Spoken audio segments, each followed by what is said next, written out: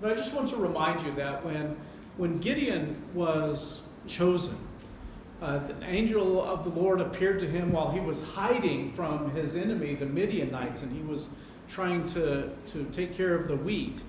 And the angel told him that he was going to save Israel. And do you remember Gideon's response? He said, "Please, Lord, how can I save Israel? Behold, my clan is the weakest in Manasseh, and I am the least in my father's house." He didn't think much of himself. He didn't think he was the one who could do the work that needed to be done. Of course, when he was finally convinced that God was actually going to be the one that was with him, helping him, he tore down the altar of Baal. And he defeated the giant Midianite army with only 300. But really it wasn't Gideon, was it? It was by the power of God that it was made clear. Eventually, Gideon was given the offer by the people of Israel to be the king. They looked at him and they said, "Rule over us, your son and your grandson, because you saved us from the hand of Midian." And Gideon made an incredibly great statement. He said, "I will not rule over you, and my son will not rule over you. Jehovah shall rule over you." Oh, that's perfect, isn't it? I mean, Gideon got it exactly right. And then he told them, "But if you want to, you can give me a bunch of gold." And with that gold that the people of Israel gave him, he made an ephod, which was the clothing that a priest would wear. And the people of Israel began to worship and follow after that. They turned away from God, even with Gideon doing that. One of his sons, Abimelech, who was his son by a different wife. He had 70 sons by one wife, and I don't know if it was one wife, but he had 70 sons, and Abimelech was the child of a woman from Shechem. And after his father died, he went to the people of Shechem and he said to them, "Which is better for you, that the 70 sons of Gideon rule over you, or that one rules over you?" And he was making his case, Abimelech, for being the king. Now, maybe I'm wrong in this, but the very implication that the 70 sons of Gideon would rule over them, or that Abimelech would rule over them, means that whether Gideon admitted it or not, the people saw him as king. And they worshipped the ephod that he had made as if it was some special thing. Gideon started very humble, and yet it didn't turn out well. We see the same thing with King Saul. Of course, this was part of the point of the statement in Judges, that there was no king in Israel and everyone did what was right in their own eyes. And because the people of Israel didn't want Samuel's sons to be priests and rule over them because they were wicked, they asked Samuel and asked God that they could have a king. God chose King Saul because he was really tall and handsome. And I don't know about you, but it's amazing how our standards for our leaders are still pretty much the same. But when he was chosen to be king, he was a very humble young man. In fact, we can read about it in 1 Samuel 15. Now, 1 Samuel 15 comes much later in his life, when God had sent him to completely destroy the Amalekites. And you remember, he did not. He told them that he did. And Samuel said to him, "Though you were little in your own eyes," one translation, as I have up on the screen, said, "although you once considered yourself unimportant." There was a time when he was a very humble young man. In fact, when Samuel chose him to be the king and told him that God had chosen him to be king, he said, "Am I not a Benjamite, the least of the tribes of Israel? And is not my clan the humblest of all the clans of the tribe of Benjamin?"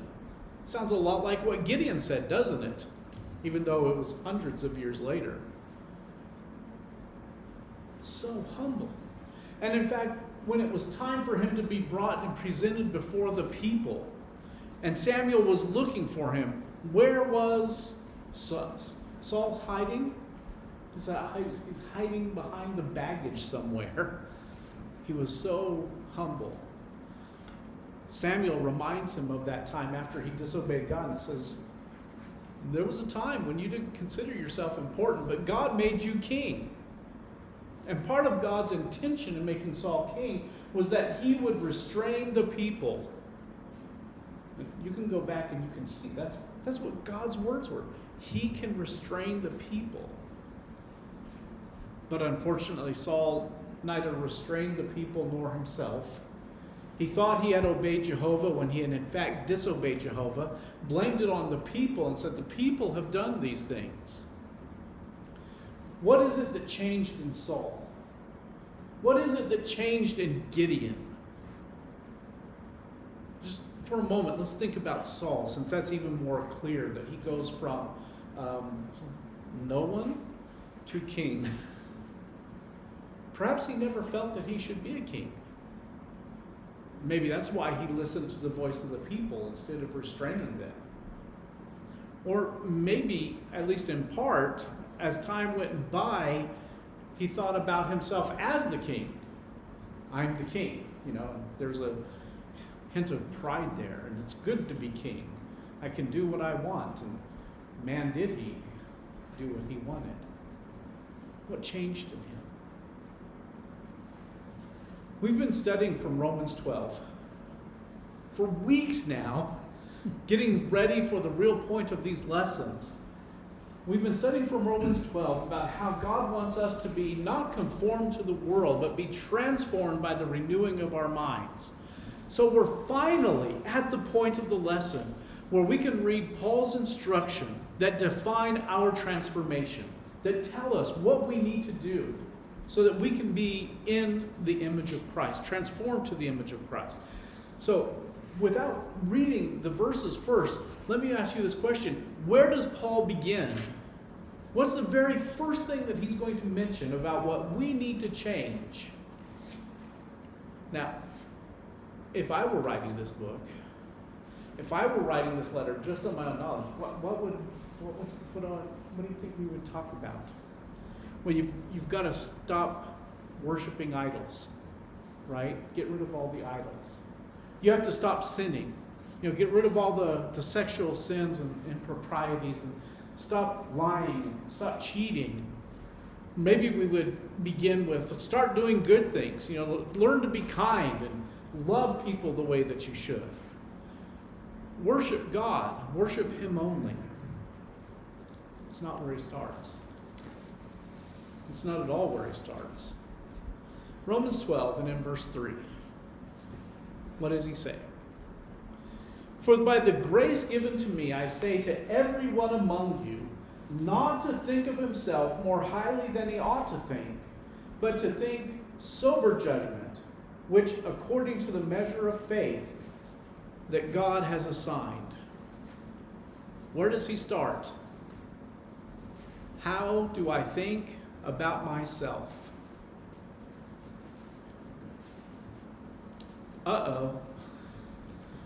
It's not just stop doing that or start doing this. He really wants me to change even how I think about myself. And really, I have to stop thinking too highly about myself.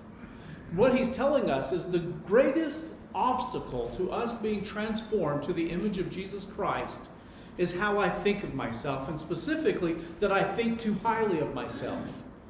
And this is what really gets me in this passage, is that Paul says, at least the ESV says it very clearly, everyone among you not to think. So we don't have to point any fingers, because it's all of us, to every one of you. Every one of us. So maybe you think to yourself, no, I'm more like Gideon and Saul at the beginning, I'm of the smallest clan, of the most unimportant. I'm not in, there's no way I could think. Paul doesn't give us that out. He says to every one of us not to think more highly of ourselves than we ought to think. So where's my heart? How is it that I think about myself? I want us to go back to the book of Proverbs. Proverbs is great because it's, the little short statements that are just clear and make us think so carefully. And one of the things that you'll see in the book of Proverbs is he has an expression, in my own eyes or in your own eyes or something along those lines. Let me give you an example of how he talks about us. This is Proverbs 26 and in verse 12. Do you see a man who is wise in his own eyes? There's more hope for a fool than him. Now, let me ask you a question. What does it mean when he says, a man who is wise in his own eyes? Is that the same as Paul saying, don't think more highly of yourself than you ought to think? And what does it mean that I see myself as wise in my own eyes? I want you to think about that for a little bit. We're going to come back to it later. But I want to tell you that this is a problem they had long ago and still we face today, is that all too often I'm wise in my own eyes. I'm the smartest person I know. And therefore, whatever you say to me, what can I do with your advice, with your counsel, with your admonitions, with your rebukes? Doesn't matter. I know. I know better. And that's why I think the second part of this proverb is especially powerful, isn't it? If you are wise in your own eyes, there's more hope for a fool than for him. The implication is that eventually a fool might learn something. But if you're wise in your own eyes, you're not going to learn anything. You're not going to get better. And that's a scary thought. So let's go to a passage we read last week, Proverbs 3, and in verse 7, where he says, do not be wise in your own eyes. Fear Jehovah and turn away from evil. Do you see the implication here of being wise in your own eyes? If you're wise in your own eyes, God is not the one you respect. Who is it that you respect? Me. I respect myself. And there's even a further implication that you tend to do evil because you don't fear God. You tend to do things your way that you want to. So if you're wise in your own eyes, you're not going to be obedient. Let's go to Proverbs 12 and in verse 15. The way of a fool is right in his own eyes, but a wise man listens to advice. Now he's really hitting hard, isn't he? He's telling us that when you're wise in your own eyes, you're actually the foolish one. You're actually the foolish one to think that you're so wise. And then he tells us something else about that person. They don't listen to advice. They don't listen to counsel. They don't listen to people who will help them. And I believe that's true whether it's brothers and sisters in Christ or friends or God. They don't listen because they're wise in their own eyes. They've elevated themselves that highly. In Proverbs 16 verse 2, he says, all the ways of a man are pure in his own eyes, but Jehovah weighs the spirit. Now this tells us the rationalization that we have when we feel like we're right in our own eyes. We're pure. No matter what I do, there's some way that I can rationalize that it's okay, that I'm being obedient to God, and this sounds a lot like King Saul, right? I have obeyed the command of the Lord when clearly he hadn't. This is what we can do when we're wise in our own eyes, is that whatever I've done, I'm justified, it's rational, it was the right thing, and in fact I'm obeying God. This verse reminds us it's God who weighs the spirit. God knows what's happening in your heart and in your life. And similar to it is Proverbs 21 verse 2. Every way of a man is right in his own eyes, but the Lord weighs the heart. Almost exactly the same way, again, isn't it? This is a real struggle for us, that justification. Look in Proverbs 28 verse 11. He adds a new dimension. A rich man is wise in his own eyes, but a poor man who has understanding will find him out. So sometimes those who are rich, and I think we could say those who we look at in the world as being successful, are wise in their own eyes. And sometimes they think that just because they are rich, and they have a hard time listening. Because they're rich, because they're successful, they can say, look, I've got this for a nice house, and I've got these nice cars, and I've got a great retirement plan. I don't have to worry about anything, and we can travel, we can do what I want. My kids are doing great. We can go on and on and on, right? And if I'm rich, sometimes I'm wise in my own eyes. Clearly my success shows how smart I am. We struggle with this. One last one, Proverbs 30, verse 12. Proverbs 30, verse 12, the writer says, there are those who are clean in their own eyes, but are not washed of their filth. There are those, how lofty are their eyes, how high their eyelids lift up. Those who are wise in their own eyes don't even recognize their own sin. In their own eyes, they are pure, they're clean, they've done nothing wrong. And he says, of these, because of that, their eyes are so exalted. And this reminds me of another Saul. Saul, who persecuted the church, who thought while he was persecuting church that he was actually serving God.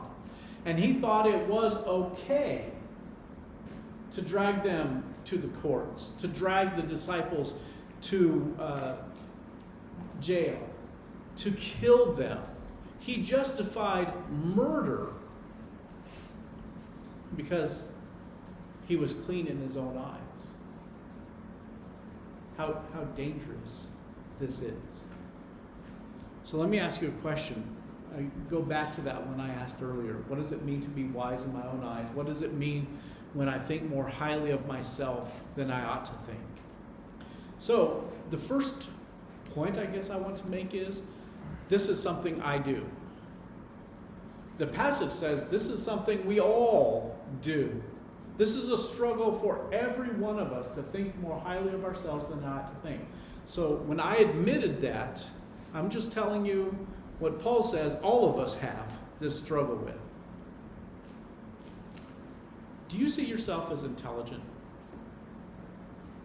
Most of us look at ourselves and we, to some degree, intelligent. Now there are some people who are smarter than me in certain subjects. Are you smarter than other people? Are you smarter than most people? Are you less intelligent? None of us wants to think that.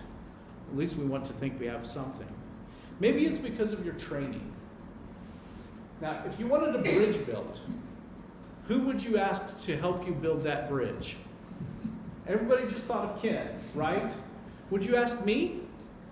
I have a degree in physics, but he knows bridges. In fact, you wouldn't even, if Ken wasn't available, you'd go see my dad, because at least he's a mechanical engineer. I can tell you the theory. You go see a man who has the training, right? What about a medical doctor? Medical doctors spend all those years studying, learning. They know more about the human body than almost all of us because of their education, because of their experience, because of their training. But I can spend 10 minutes on WebMD and think I know more than my doctor.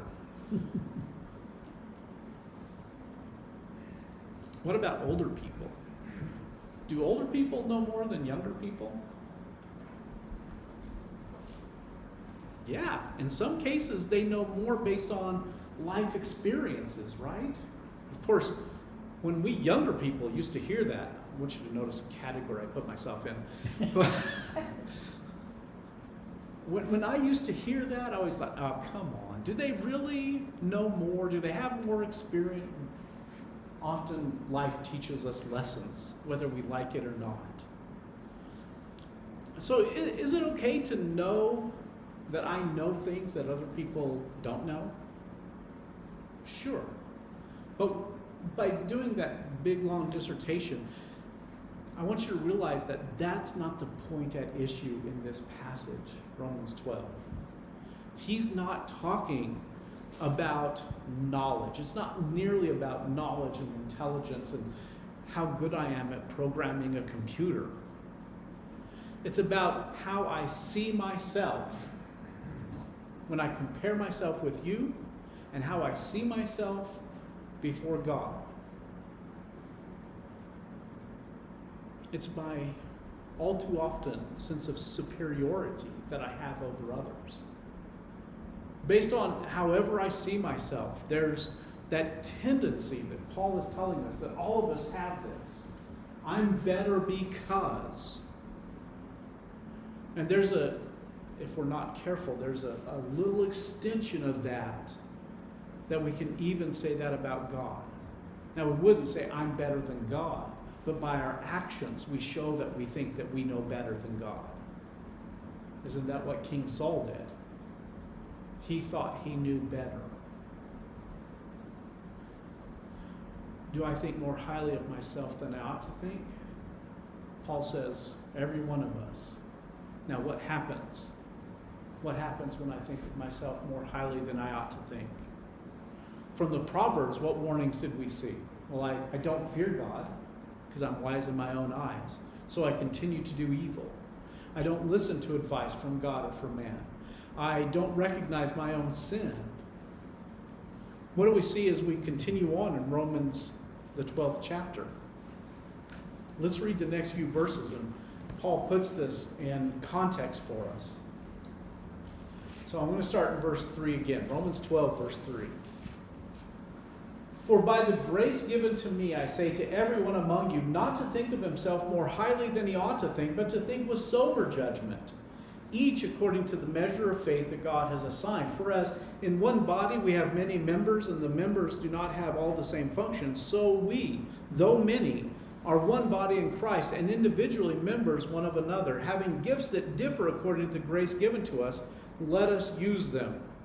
If prophecy in proportion to our faith, if service in our serving, the one who teaches in his teaching, the one who exhorts in his exhortation, the one who contributes in generosity, the one who leads with zeal, the one who does acts of mercy with cheerfulness. Now, if we look at these passages, this passage in context, Paul seems to be indicating that a great reminder that we are one body, many members with different roles and different gifts, and we are to use the gifts that God has given us to help the body to grow.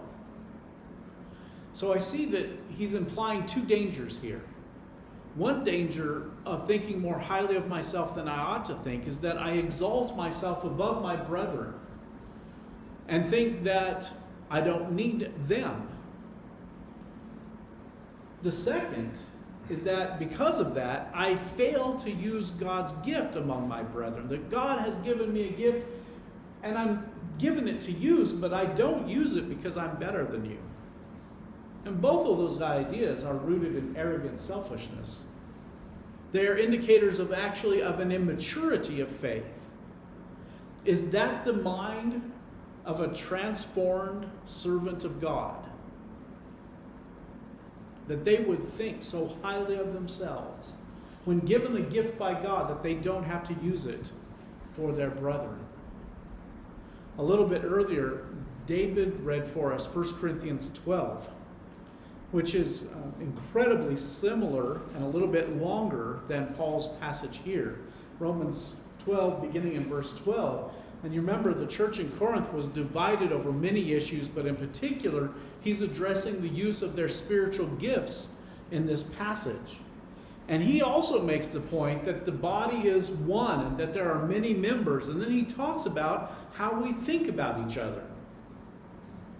One way that sometimes, and it fits with what Paul is saying, is that we overestimate our own importance within the kingdom and within the congregation. So in verse 21, the eye cannot say to the hand, I have no need of you, nor again the head to the feet, I have no need of you. Now that's pretty high thinking of oneself, isn't it? And he's talking about us as members, that we could look at each other and we could say, yeah, I'm this, and because I'm this, I don't need you. Don't take that personally. What happens when we do that? When I compare myself with you and I always win and I'm the most important, the most necessary. The other one that he talks about is in verse 15. If the foot should say, because I'm not a hand, I do not belong to the body, that would not make it any less a part of the body. And if the ear should say, because I'm not the eye, I don't belong to the body, that would not make it any less a part of the body. Do you see they're underestimating their importance within the kingdom of others? In the kingdom within the congregation. And so in this underestimating, which says, well, because I don't have this more important role, as I define it, then I'm unimportant, I'm unnecessary. So in comparison with others now, I'm not needed. Let me tell you what I think the real danger of that is there's a false humility even about that. There's a certain amount of still holding on to the pride. And this is just as dangerous if we're not careful. Thinking too highly of myself by underestimating. This is what happened with King Saul. In the passage that we looked at earlier in 1 Samuel 15, this is what Samuel reminded him of. There was a time when you were little in your eyes, but hasn't God made you the king? Don't blame other people because they did things. You're the king. And because you're the king, you have a role to play, but he didn't. The people chose to do this or to do that. He should have been restraining the people. Be careful of a false humility. What's the result of either overestimating or underestimating my importance in the kingdom and in the congregation? It destroys the body. It destroys the body. Now, this is why it's so important for us to think about. Romans, the 12th chapter and verse 3, what did he tell us about what God has done for us? Each of us is to think according to the measure of the faith that God has assigned. God has given to you and I gifts. In Romans 12, verse 6, he says, having gifts that differ according to the grace given to us. In 1 Corinthians 12 and in verse 18, he said, God arranged the members in the body, each one of them as he chose. And in 1 Corinthians 12, verse 24, he said, but God composed the body. So when any of us looks at another and says, I'm this and therefore I don't need you, we're arguing against God. When any one of us says, because I'm just this lowly thing and I'm unnecessary, you're arguing with God. Either way, you are thinking more highly of yourself than you ought to think because you're putting your own wisdom above that of God. God says, I put this body together. He was talking to the Corinthians, but I think it applies to us just as well. He said, I put this body together. I arranged it the way that I wanted it to so that it could grow, so that it could be what he wants it to be. Every one of us who is a member of this church is important and necessary. And it's wrong for any of us to think more highly of ourselves than we ought to think. So what does he tell us to think? Going back to Romans 12. He gives us the solution when he says, don't think more highly of yourself than you ought to think, but to think with sober judgment.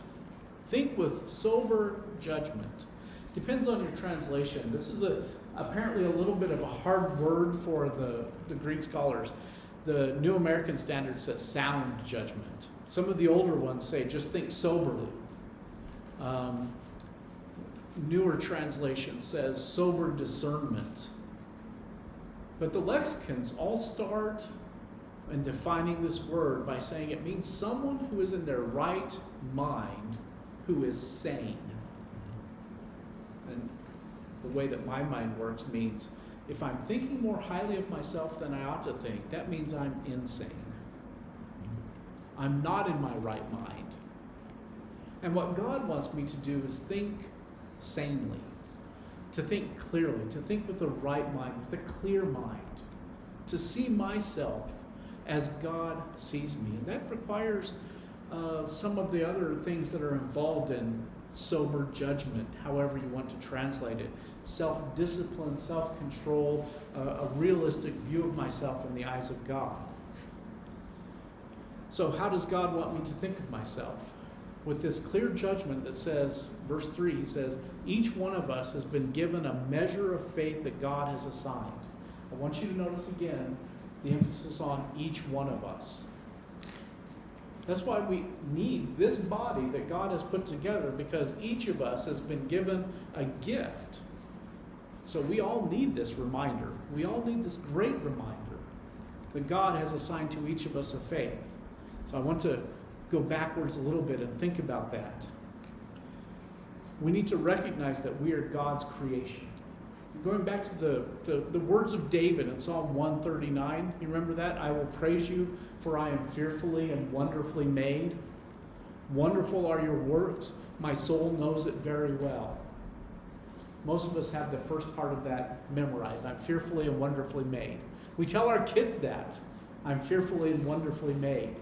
But what I love about the next part of that verse, David says, I'm fearfully and wonderfully made, and I praise you, God.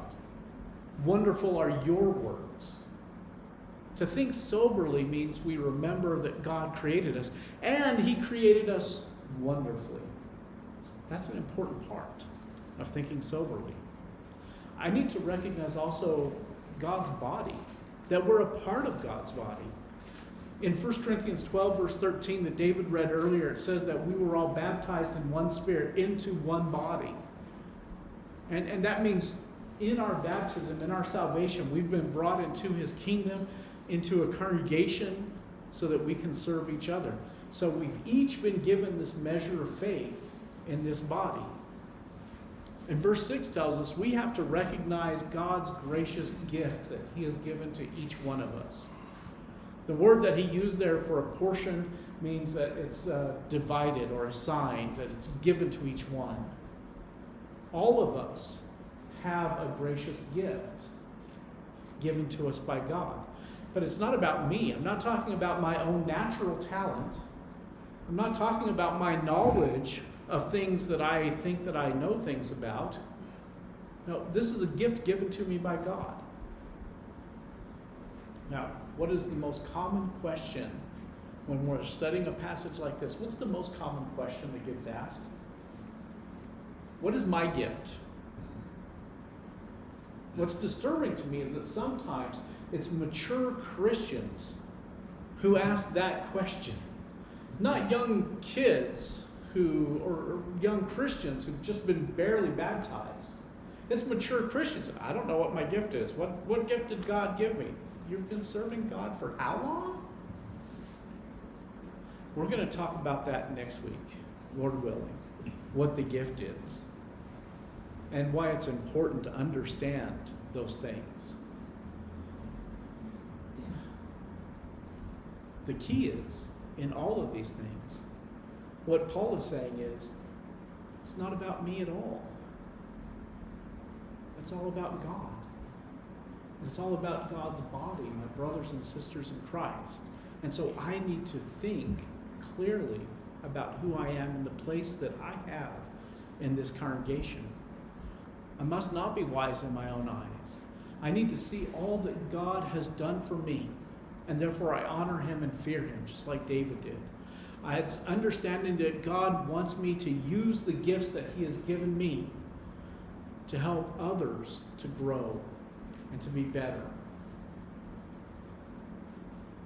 So, who are you going to choose to be?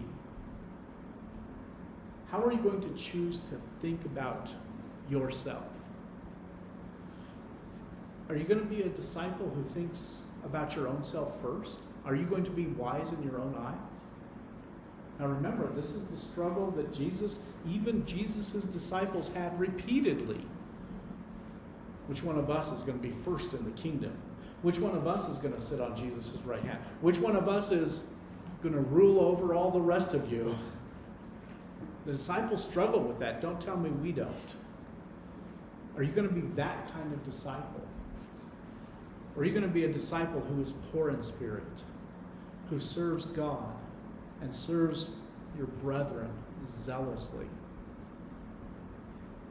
And the warning from Gideon and Saul is this: beware as you grow older, that no matter how humbly you may have seen yourself at one point, you may grow to the point where you see yourself as great.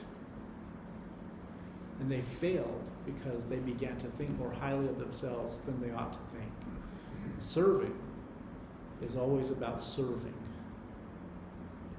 And that's our job, to serve God, to serve our brethren, one another. So let's heed the warning. Don't be wise in your own eyes. Don't think more highly of yourself than you ought to think, but think with sober judgment. We want to offer the invitation to anyone here. If you are not a Christian, of course, we want to help you with that. If you need our prayers or help, please come forward as we stand and